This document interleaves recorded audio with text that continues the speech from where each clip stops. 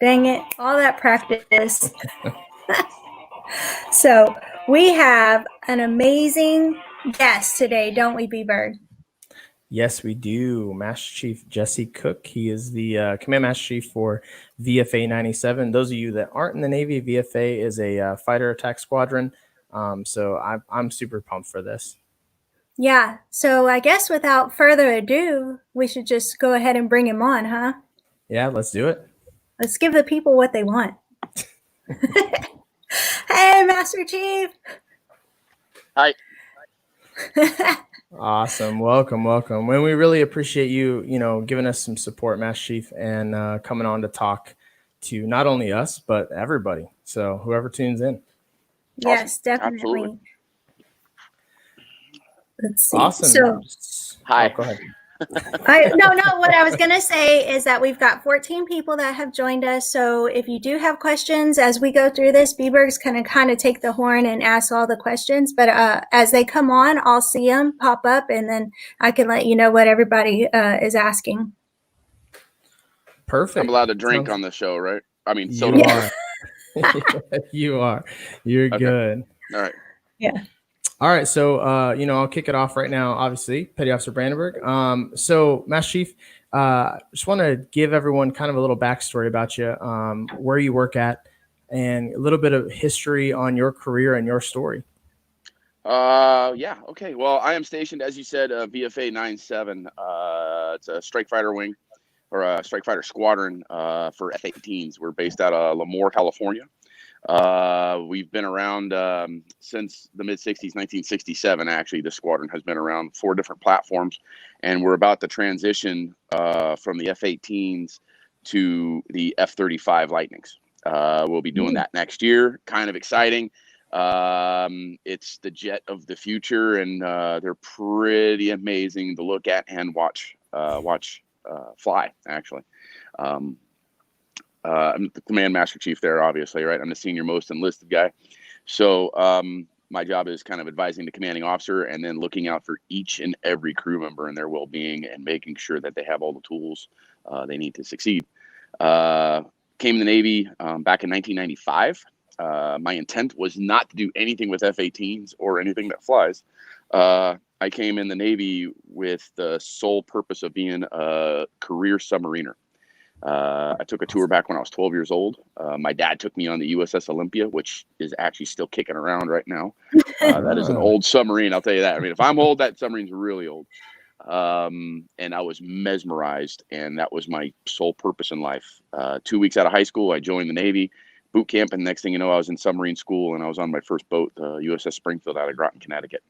And through the first 23 years of my career, I was a submariner. I did 5 different submarines, a couple of shore duties, a teaching command. And I would never change any of that. So Master Chief, I have a question, because I'm sure the viewers out there, there's 47 people watching, by the way. Yeah. There's a lot more going on. I want to know what it's like your first time going down in the submarine. On a submarine. Okay. So, well, you're rolling on the surface for, especially out of Connecticut, you're rolling on the surface for quite a bit, almost a full day. And a submarine does not triangle shape it doesn't have a normal hull like any other ship you see in the Navy. And it's because it's very, very round. And the waves, it's kind of like put a cork in a glass of water and shake that glass of water. And that's kind of what a submarine is like. So first you got to get sea legs.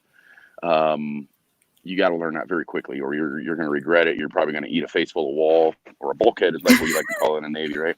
But then you hear the words "prepare to dive," and reality starts setting in a little bit.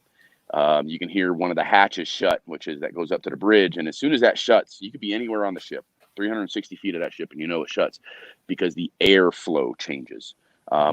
It's almost a little surreal. It gets a little quiet, and then when you hear the dive, about 15, 20 minutes later, you feel a slight angle on the ship, and then that's it. And the first time I ever did it, I was underneath the forward escape trunk for the submariners out there. You know what I'm talking about.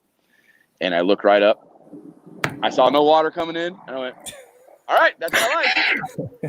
And then after that, it was very, very kind of magical. And as soon as you get below the surface, it is as smooth as glass. It is like you're standing right now in wherever you're sitting, right? The only time if you're going up or if you're going down. So your house kind of leans once in a while.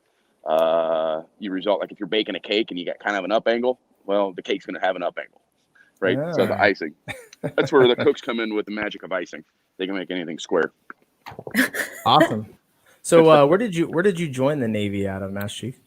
Olympia, Washington. I grew up just north of Olympia in a little part of it called Boston Harbor. Okay. Up in my neck of the woods right now.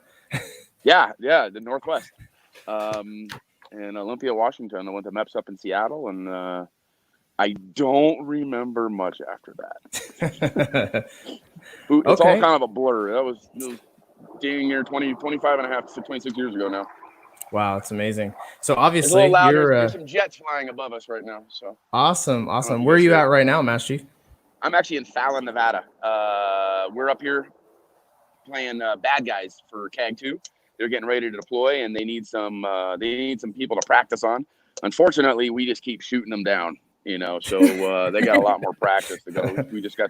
We got some amazing pilots and their maintainers keeping the jets in the air. So I'm just kidding. It's all part of the fun. Definitely. That's awesome. So, question for you. So, coming from the submarine community, obviously you're a long ways away from subs now, being in Fallon, Nevada. What's been kind of the difference, and the highs and lows of both? What do you miss of the submarine community, and what have you really embraced of being part of a squadron? That is a great question. That's a very hard question. In the submarine community, you grow up learning that you were told that you have the highest standards in the fleet, right? Because we have one of the most dangerous jobs. This is what we're told, because we're taking a black tube with a nuclear reactor and a bunch of bombs and sinking it in the middle of the ocean with people on it. Doesn't sound like something a normal person would do, right? And it is a very dangerous thing. But I think danger is kind of relative on how you face it. The standards in the submarine force are unreal because we've never had any kind of nuclear reactor incident ever. I mean, ever. And the standards there are unreal, right? We've lost, 2 submarines since World War II. And both of them were not reactor. They were both shipyard issues. Coming out of the shipyard after initial construction. Right? And those were back in the 60s. So that's the last time we've done anything like that. And then coming into the aviation community, hearing about it, you don't know much about it. You just know that there's a lot of sailors and the standards aren't as high. Well, I will tell you that is absolute false. It is unreal. Yeah. The difference is, I want to say the work ethic, right? I'm not going to put submariners down because of our work ethic, but we're used to working a 9-to-5 job when we're at home. Sometimes a little bit longer. We got generally weekends off. When it comes to Thanksgiving or it comes to Christmas, we know the times that we're going to have off around the holidays if we're in port. Aviation doesn't have that, right? We don't go to sea as often. My maintenance master chief, I think, has a total of maybe 4 years sea time in his 25 years of his career, but he's got like 12 deployments under his belt, right? And it's their work ethic. They work Saturdays and Sundays. 12-hour shifts on and off during Christmas holiday periods, right? We got to keep those jets flying. We have to keep those pilots trained because their curriculum is unreal. What they have to learn and the amount of brain power they have to use just to fly a jet now is we have to keep those jets up so they can do that because they're our front line, right? As soon as you saw this on deployment, right? We were going behind enemy lines every single day, and these pilots have to be on top of the game, and they have to have reliable jets. The reliable jets come from those airmen, those third classes, second classes, those first classes supervising them, fixing these warbirds. So sounds of freedom going above right in my head right now. That's right. On location. That's what we like to see. See that, viewers? That's what freedom sounds like. That's what sounds of freedom sound like right there. That's a slow rolling F-18 right there. He's going around for a long pass over the base. But it's unreal at the work ethic and the responsibility that these sailors have. And when I left the submarine force, because it's such a small community, you don't realize that until you see the bigger Navy.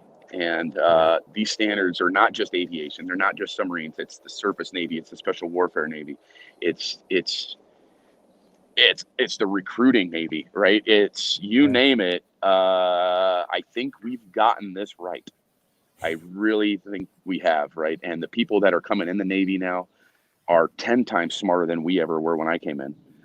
That's been a challenge, I think, of every master chief and senior officer in the Navy is we're leading people that are a lot more educated than us, a lot smarter than us, that has a lot more information at their fingertips than we ever did. And it was the same case when I came in, looking at the old fuddy-duddy master chiefs when I was a seaman, right? Like, what are you guys? What are you guys doing? You guys didn't even having an Atari growing up, right? And so it gets that. And the more we get into the future, the smarter our sailors are going to be, which means the Navy is going to be in better hands when they're in more senior positions and actually making those decisions and relying on those smart people, right? I don't make a decision unless 5 or 6 people are got my back on it because they're 10 times smarter than I'll ever be. Makes sense. That's awesome. Mm-hmm. And we did have a question, right, Bougie? Yep, yeah. I'll pull it back up. All right. Your rate as a submariner. What it was your rate? Britt, I was a submarine radioman is what I was. Back then it was an actual RM. It turns into ET around 1995 or 6. We turned into ETs. A few rates combined into that, and then lately it just turned into ETR. And now it's about to split again into the IT world because a lot of the communications nowadays are IT-based, land-based, internet-based communication, just like we're doing now. This is all internet-based communication we're doing. Yep. When I grew up in the communications world, I had a receiver and I had to tune it, and tubes in the transmitter that had to warm up before we transmitted out, and that's what I learned on. Which that stuff still works, by the way. Just 100%, yeah. Oh yeah. So and if it all happens, you're gonna want me on your side. Now we know whose house to go to. Exactly. Right? So quick shift here. So, obviously we've talked a little bit about you as a Master Chief and the Navy side of things, but this is a fitness channel, obviously. I mean, we're all in uniform for the most part right now, but this is a fitness channel. And this is our we do that, don't we? Fitness yes. So let's talk a little bit about your fitness journey. Tell us a little bit about your story. And I've had the opportunity to interview you before when I was on board the Stennis with you on deployment and everything. But tell everyone a little bit about your journey and what you do to stay fit now. Okay. Wow. The journey started when I was young. So I was an avid sports player. My parents weren't really that big into sports too much. But they did support it because they knew that it got the energy out that me and my brother had by destroying the house. They put us into sports, right? I think I had a dog that did that. That if you don't let them out all the time, then they're just going to start destroying the house. I was the same exact way. And all through high school, I ran cross country and I played baseball. Joined the Navy, continued to run, played some baseball still. And then one day I actually I had a heart attack. I was diagnosed with Wolff-Parkinson-White syndrome. You can Google it, WPW. I think it's probably the easiest abbreviation to Google if you want to. But it was basically a short circuit. It wasn't a blood flow issue. It was all electrical from my brain to my heart, and all those pulses going out. I went into a tachycardia of about 240 beats per minute. I maintained that for about 4.5 to 5 hours. Because I was a runner, the doctor said, because you're a runner, you're alive. I went, oh, okay, good, thanks. That's what you want to hear. I did end up skipping a beat though. I went into cardiac arrest. They had to defib me. They had to shock me, which, contrary to popular belief, you're not necessarily passed out every single time if you see it on TV. I was wide awake, and that hurt, but my ticker started going again, so I was okay with that. And that was in 1998 or 99, a long time ago. How old were you then? I was either 19 or 21. I got to do the math, but I was young. We'll say I was very, very young. And I ended up getting a ablation done. I had to go down to Bethesda, Maryland, where they go in and they burn the short circuit out. And then from there, the doctor, no kidding, right? Now, this is the late 90s. He said, you should probably not work out anymore. Oh. All right. Well, and being in the Navy, that's easy to do, actually. And being a submariner, because our jobs are 99% of us, we're sitting down, or we're laying down and sleeping to get up to sit down. And so I started smoking, drinking, partying. I went from about a 130-pound individual up to about a 230-pound individual right after my daughter was, well, it was right after my son was born, 2008, 2009. I was a big kid, and I was a real big kid, and I didn't like it. And I decided that longevity thing for my children, because I didn't want to be dead at 50. I wanted to see my grandchildren. I also didn't want my kids to come over when I'm 65, 70 years old, helping me around the house, helping me go to the bathroom, changing a diaper, or whatever the case is, because all of those things that I did, the long-term effects on your body are just, I couldn't deal with that. There's no way, because you don't know what smoking, I mean, you do know what smoking is going to do to you long-term, right? You do know what drinking is going to do to you long-term.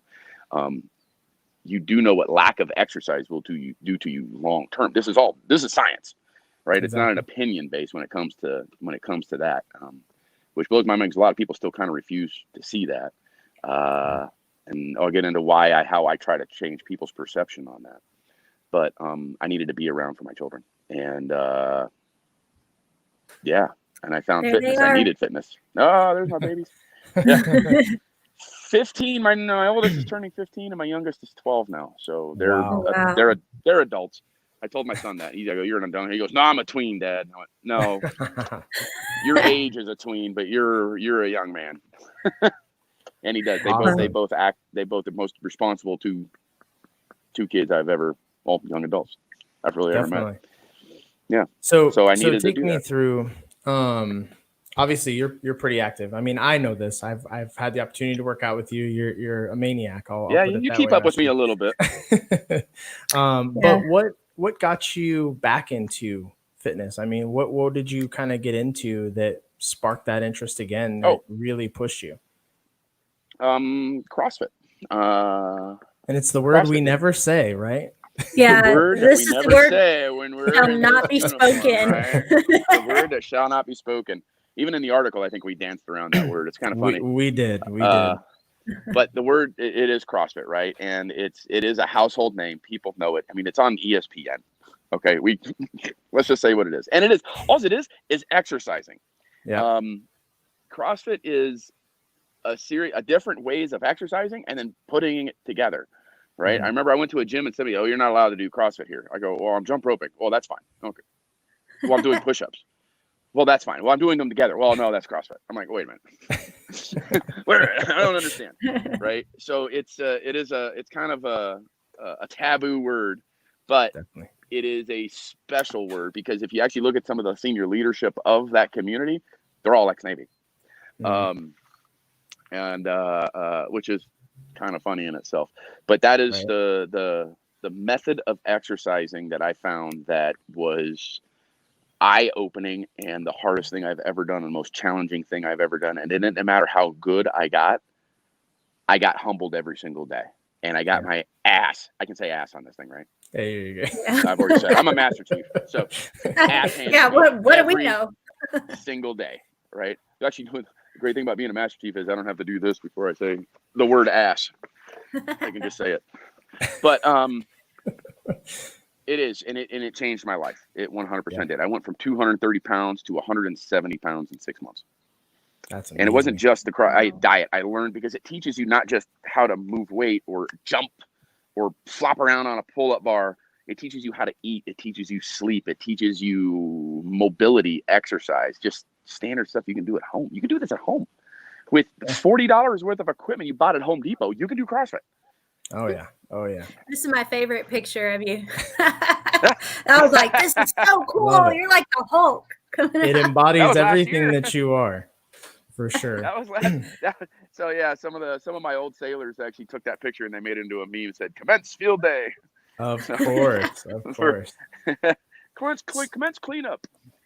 So what would you say now on the fitness side of life has been kind of your highlight of where, your pinnacle that you've reached? Obviously you're still working every single day. I see the stuff you do on social media. I trust me, I'm envious now because I don't have all the equipment available to me, but what is kind of your pinnacle that you have reached as an athlete? I'm going to say nothing yet, actually. Okay. Even though I think I know where you're going with it. A little bit. And I'll touch on that is because I think once you achieve something, it's not good enough until you achieve something else. My goal would be the CrossFit Games as a master's athlete. Right now, with the way the games are kind of in flux with the whole pandemic going on, everything's in question. There is no masters stuff this year, but looking at the numbers, what I need to achieve is I'm a long way off, and I've been doing this for 10 years. I did went to the Granite Games in 2017. I think that's where you're going with it. A little bit, yeah. Right. So the Granite Games in 2017, qualified as an individual, and then I decided to go as a team with two of my friends that are some of the best athletes on the planet. David Myers, who's actually a Coast Guard sailor. He's stationed out in Petaluma, California, just north of San Francisco. Okay. And then my other friend, Dave Miner, who's a Groton police officer in Connecticut. And all three of us, we were unstoppable. We went in there as an unknown. We were actually sitting in third or fourth place most of the weekend. And then there was a couple of workouts that they kind of punched us in the face a little bit, and we dropped down, but we ended up finishing 11th out of 25 teams. So, And Master we were Chief, really happy. Yeah. For those of us that don't know, what are the Granite Games? I don't speak CrossFit. Oh, I'm sorry. So the Granite Games. So there's throughout the CrossFit worldwide, there's a series of competitions that happen all over the world. Granite Games it's held in Minnesota, St. Cloud, Minnesota, and it's been around for quite a while. It started making it really big over the last probably 6 or 7, maybe 8 years. Getting bigger name, actually professional athletes to compete in this. But there's stuff, the West Coast Classic hands down in San Diego. Seattle has a big one. I think a Rainier Games is what they called them at one point. The Beast of the East out in Connecticut, which was that was usually held at a farm, right? It's usually farm equipment you're moving around. That was always fun to watch. There's big ones in New York, all the way through Florida. The Dirty South is what we called it. Actually, I think one of the companies makes a pull-up bar now called the Dirty South Bar, named after all that. South Africa has games. England has games. Dubai has got one of the largest payouts. I think they're paying $500,000 for the winner of the Dubai games. That's amazing. And something like ungodly, like $10,000 per event that people are winning, right? And I'm still speaking a little CrossFit. Sorry about that. But each event is like, here, you're going to exercise for time, and whoever's best at exercising wins. That's kind of what it comes down to. Lots and lots of coffee. This is what one viewer put. That's funny. Yeah. Oh, I know who that was. Yeah. So I know you mentioned masters. For anyone that may not know what division that is, give us an idea of what the masters division would be. Masters start at 35 years old, and it goes to 39, and then there's another division of 40 to 44, 45 to 49, 50, and so on, all the way up until 65 plus. Wow. So you can be 80 years old, and you're going to have to compete against some youngins at the 65-year-old range. And there are athletes that do that. There are some, I think the reigning champ right now in the 65 plus, I think he's 74 or 75, and I don't want to mess with him at all. Wow. That is crazy. They're unbelievable athletes, every single one of them. Yeah. So how do you balance your daily life as a CMC and your personal life, your fitness side of you? How do you balance that on a daily basis? Because we probably have a lot of people here that they come to our morning workouts Monday, Wednesday, Friday, but they don't know how they're going to have time to do all these things. You have to make it a priority. It is, you have to. And once you figure out that your fitness is a priority and getting your workout in is a priority, work actually becomes easier. It's kind of hard to describe how it works, right? I'm not as busy as I was when I was a chief. Surprise, surprise. Command Master Chief's not as busy as a chief petty officer. Secrets behind the scenes. Secrets behind the scenes, right? But when I was a chief, is really where everything kind of started, actually. And that was 11 years ago for this. I was already a chief for 4 years, and I figured it out. And it was, you know what, maybe I just got to get up an hour earlier than I normally get up. And in that hour, I made sure I got something in my stomach that was healthy, meaning like a banana, just a banana, right? And I go for a run. I'd run for 20 minutes. It didn't matter how fast I ran. I just ran for 20 minutes and then I'd walk home. Mm-hmm. And that's how it started, was through that. And then, okay, that hour turns into an hour and a half earlier, but you're getting more things accomplished in that hour, fitness wise, right? I'm not going to say one specific thing because there's a lot of different things. At work, at your lunch, you have an hour. Most commands give an hour lunch. I'm not saying all, right? But if you have an hour lunch, work out for 15 minutes in that hour. Get something done, right? Get something in your face. And then after work, yes, there's time with your family, but if you include your family in the fitness thing, I was married at one point in time, and my family was involved. So we would make it a family thing to go to the gym, or we'd go to the park, or we would do something, and we do something active together, and that got us going, right? Now, my girlfriend, now she's actively involved in the community. So it kind of makes that personal life with that fitness thing kind of med together. They always go together. So if we go camping and, oh, there's a hike. Okay, well, let's put 30 pounds in our backpack and turn this hike into something a little bit more interesting, right? And we'll do that. And it's still enjoyable. It's still relaxing. And it's a challenge. Definitely. That's a picky out Yosemite right there. I call it Yosemite. I'm going to get yelled at for that. National Park. I get Yosemite Sam. That's So, and feel free to interrupt me, Brett, if you need to. But going back to like the professional side of things, obviously you've made quite the career for yourself in the Navy. And a lot of people that may view this or may look at it later may say, how in the heck has he been in the Navy that long, stayed motivated this long? And how have you surrounded yourself? What types of people have you surrounded yourself, mentors, things like that, to keep you going at this rate?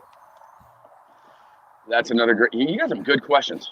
I'm just thinking this stuff up as I go. So, that's smart. I'm gonna write these down. So, keep me going this long is, well, I never really wanted to do anything else. So that's kind of where that's at. And then and I never, like, being a command master chief, that was never my goal. Making chief wasn't even my goal when I joined the Navy. I never even thought that possible. And then that happened, and then senior chief happened, and then I was told I was going to be a chief of the boat, which is basically a command master chief for a submarine, but at a senior chief level. And all of these things were not expected. So I always took each pay grade. For those of you who are in the Navy, here's my piece of advice to you: is whatever pay grade you're at right now, treat that as your last pay grade that you're in the Navy. What I mean by that is you take too much time away from yourself and your sailors if you're focused on trying to make the next grade, because you're trying to accomplish these little checks in the blocks or these goals, which goals are great, don't get me wrong, but something that takes away from your sailors. My philosophy is the more you put into your sailors, the people around you, even if you're a junior sailor, a second class or a third class, you put in the people around you to make them better, it's going to come back on you. I did not realize that until I was a senior chief, right? Because I treated my E4 as like, I'm never going to make E5. I'm going to be the best E4 I can be. And I'm going to tell people what I think and give them my very strong opinion, because I happen to have a few of those, if you haven't noticed, right? And that's never changed. It's gotten more tactful over the years, but it's never changed, right? And all the way through until now. And then my whole job is not me, is my whole job, right? People don't work for me. Nobody works for the command master chief in my eyes. I work for them, hands down, 100%, in whatever tools they need. So when I see people succeed and I see people do things and I see people make great, we just frocked 15 sailors today. We're frocking another 15 tonight when my night shift comes in. That's awesome. And watching the smile on their face is that is the sole reason I am still in the Navy. The sole reason I'm in the Navy. And it's unreal. And I have a chance to influence lives and motivate them. I'm going to keep doing it until the smile is gone off my face. That's the pandemic has pushed my patience a lot. I think it's pushed everybody's patience. Yeah. There's the mental health aspect of it, especially of everything that's going on right now, because, you know, our liberty is really restricted. Our social interactions are restricted. We're social people and we need these things. And we still have to accomplish the mission. And the way to do that is to put these restrictions in place, which we 100% need. We absolutely need it.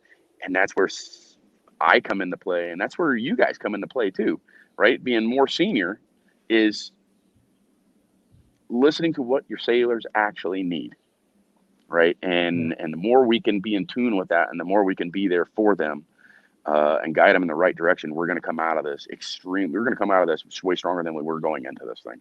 Because I think time breeds complacency, and over time we have gotten complacency, and this pandemic has kind of reset us back to our roots of what it means to be a sailor. And I think we're going to be a lot better for it. Yeah. For sure. Great insight. Inspiring. I learned it once. Awesome. So we'll shift gears again. I mean, I know we're kind of jumping around a little bit here, but there's been some recent changes coming down the pipe for the PRT. Obviously, you know, we won't have a fitness test upcoming here in the fall due to the pandemic and all that stuff. But what do you think about these new changes, and how do you think it's going to make us a stronger Navy overall?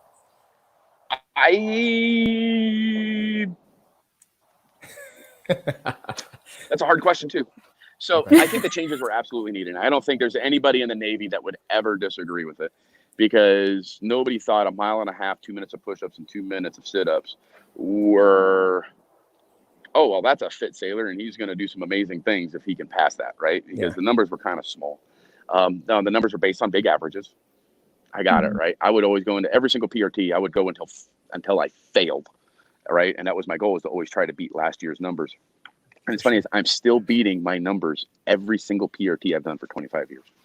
Every time I do better. Awesome. Figure that one out. Right. Now my numbers, I guess I get older, I get, you know. But they start going down. So the changes were absolutely needed. They're a little bit more functional, which I'm a big advocate of functional fitness, doing fitness that will apply to you in your job in real life, right? As a submarine sailor, we would train, and it wasn't part of the PRT, but we would practice moving each other from compartment to compartment. And it's a very tight, confined space. You got a sailor that's maybe, we'll say 200-pound average. He's wearing his clothes. And if we're in a smoke-filled compartment and you can't see anything in front of your face, you might have other gear on you. Now he's about 215, 220 pounds. You have to be able to move that sailor 20 feet, just say 20 feet.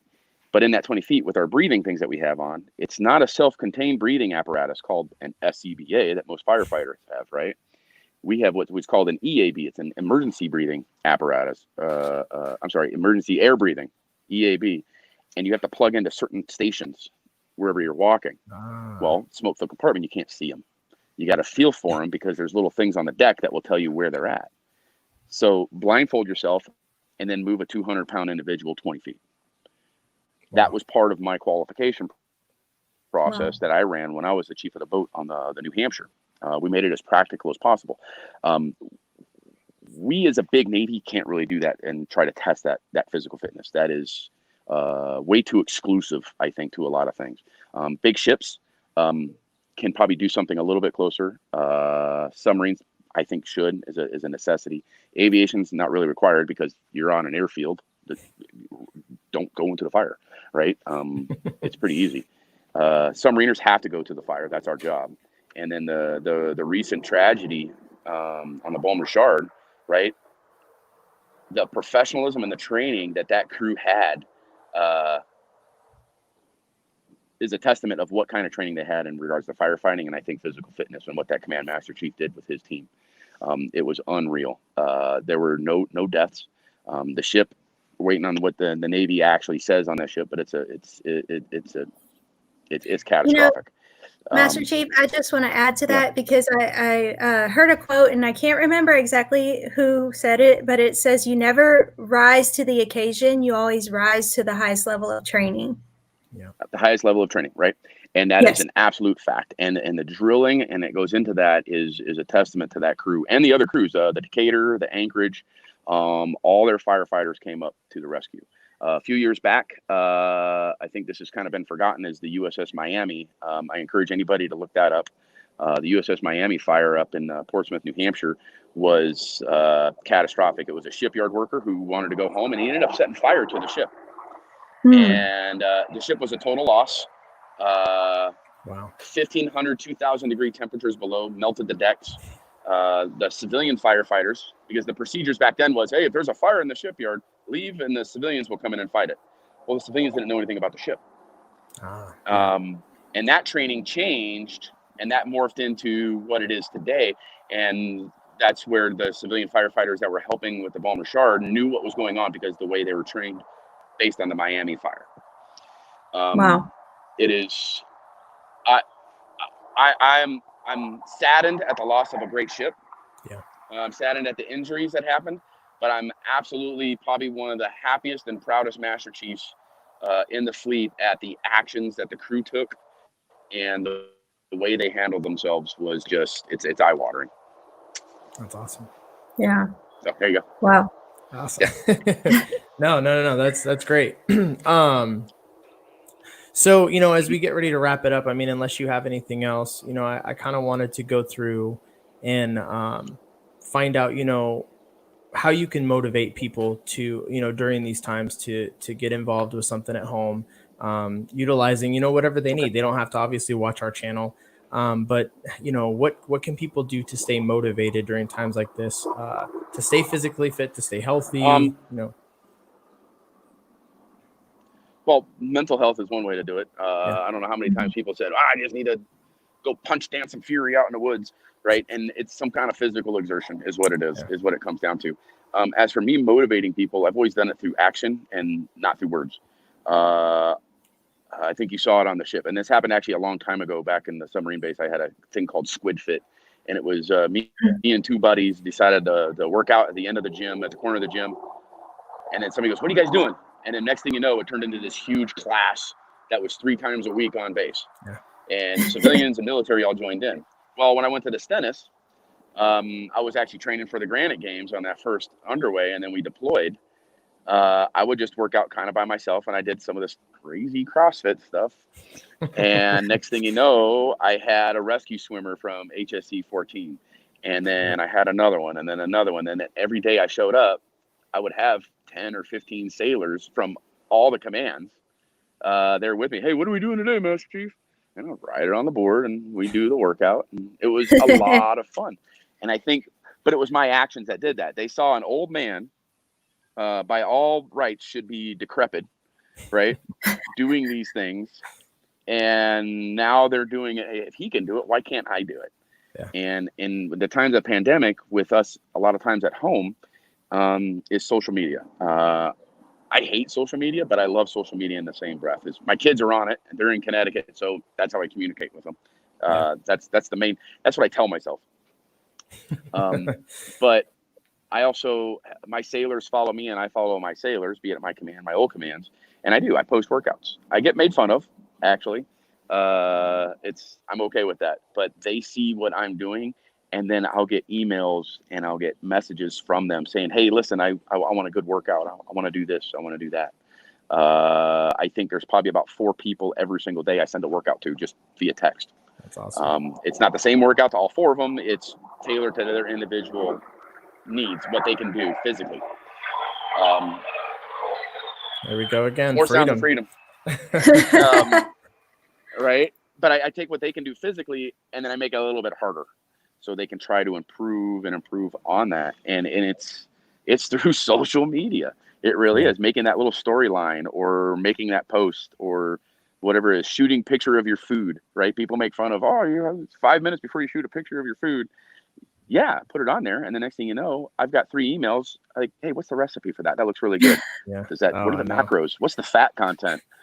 Right? And you get that. And then they start copying it. I'm okay with that. As long as they're getting themselves better and they're learning from it, I'll do it all day long. So, Master Chief and Bieberg, I hope this is okay, but I don't know if you had more questions, but I would like to close out the show because every time we do a workout, what we do is we say a fitness tip, and we also give a positive thought. And I would like to ask you that and kind of give you the whole screen to inspire the nation. So, is that cool, Well, Bieber? I thought you were going to ask me for my numbers. Oh yeah, actually, there was one comment. 1 second. Love comparing our workout results to see who won by that one rep. And I think we know who that is. We've had him on the show before. That's Fit Boss. What's going on, buddy? Yep. That is probably one of my best friends on the planet right there. And the rivalry that me and him have are it's created a great friendship. Unfortunately for him, though, I'm a 43-year-old man that just keeps kicking his ass, and he's going to have to figure that one out. Okay, so let me just remove us. Let's have Master Chief have his time, his fitness. All right, I'm going to ask you for those things again. Oh, fitness tip and positive thought, to inspire the nation. Yep. Okay. Ooh. All right. Is it the whole screen now? All right. So my fitness tip: breathe. It sounds simple, but believe it or not, when you get to working out and you get to either squatting, moving, running, whatever it is, breathe. I like to tell my friends that that oxygen is a crutch. If we didn't have it, we would be amazing athletes. But unfortunately, we have to deal with it, and you need to breathe. And you breathe a lot. It sounds really kind of stupid when I say it, but the next time you work out, concentrate on just what you're doing with your lungs and your breath, and you're going to be absolutely amazed on how poorly you're probably doing it. And I catch myself every day, and it's just something to continuously improve on. What was the other thing I had to do? Did I lose you? No, Okay, you can't hear us tip when we're backstage. It was a positive thought or a motivating statement. A positive thought or a motivating statement. You are better than you think you are. It is unreal what the human body can do, and it doesn't matter where you're at in your quest for fitness or your quest for no fitness. You'd be absolutely amazed at what you can do with yourself, and if you put just a little bit of focus and energy into it, you can do it.